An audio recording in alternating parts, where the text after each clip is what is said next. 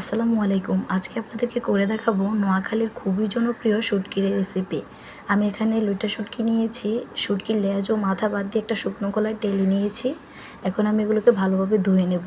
একটা ফ্রাই প্যানে আমি পরিমাণ মতো তেল দিয়ে দিয়েছি। এখানে পেঁয়াজ কুচি নিয়েছি, আস্ত রসুন নিয়েছি, রসুন কুচি আর কাঁচা মরিচ মাঝখান দিয়ে ফেলে নিয়েছি। এখন আমি এগুলোকে তেলে দিয়ে যতক্ষণ না কালার আসতেছে ততক্ষণ পর্যন্ত ভেজে নেব। ভাজা হয়ে গেলে এখানে আমি দিয়ে দিচ্ছি ধুয়ে রাখা শুটকিগুলা। আমি শুটকিগুলাকে ছোট ছোট করে কেটে নিয়েছি। এখন শুটকিগুলা দিয়েও আমি কয়েক মিনিট ভেজে নেব। ভাজা যখন হয়ে যাবে এখন আমি দিয়ে দিব একটু পানি। গুঁড়া মশলাগুলো এখন দেবো, এই জন্য একটু পানি দিলাম।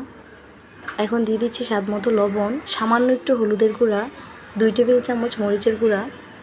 এখানে আপনারা আপনাদের স্বাদ মতো মরিচের গুঁড়া ইউজ করবেন। আপনারা যদি বেশি ঝাল খান তাহলে একটু পরিমাণে বাড়িয়ে দিবেন, আর যদি কম খান পরিমাণ একটু কমিয়ে দিবেন। এখানে আমি ছোট ছোট করে কেটে রাখা আলু দিয়ে দিলাম। আলুগুলোকে আমি এখন মশলার সাথে ভালোভাবে মিশিয়ে নিচ্ছি। এই রেসিপিটা আমি নোয়াখালী একটা বোনের কাছ থেকে শিখেছি। বিশ্বাস করেন বন্ধুগণ, আপনারা যখন বাসায় ট্রাই করবেন তখন বুঝবেন এই রেসিপিটা যে কত মজা হয়। যারা শুটকি খেতে পছন্দ করে না তাদেরও ভালো লাগবে। আমি 2-1 বারের মতো পানি দিয়ে আলুগুলোকে সিদ্ধ করে নেব। এমনিতে আলুগুলো ছোট ছোট করে কেটেছি, তাড়াতাড়ি সিদ্ধ হয়ে যাবে।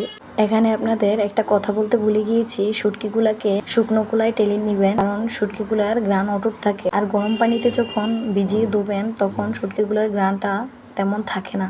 আলুগুলো সিদ্ধ হয়ে গেলে এখানে আমি ঝোলের পানি দিয়েছি। এখন আমি উপর দিয়ে 2টা ডিম ভেঙে দেব।